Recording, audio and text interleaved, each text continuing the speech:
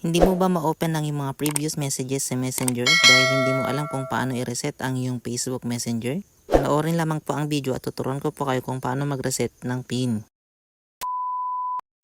Buksan lamang po natin ang ating mga Facebook Messenger.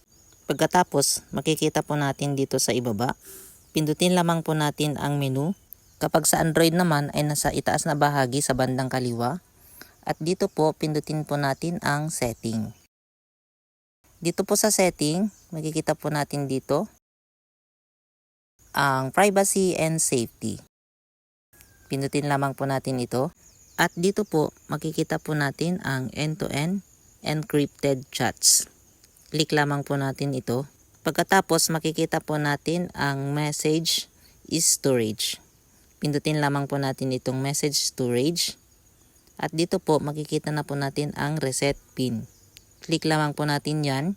Ngayon, gagawa na po tayo ng panibagong 6-digit PIN. Once nakagawa na po tayo, pindutin lamang po natin ang confirm at i-retype ang 6-digit PIN na nagawa po natin. At pagkatapos ay pindutin lamang po natin ang submit na makikita po sa itaas ng screen. At ayun na nga po, na-reset na po natin ang ating mga PIN sa Messenger.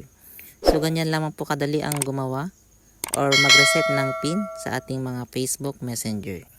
Don't forget to click the subscribe button and bell all para lagi po kayong updated sa lahat ng ating mga bagong content. Maraming salamat!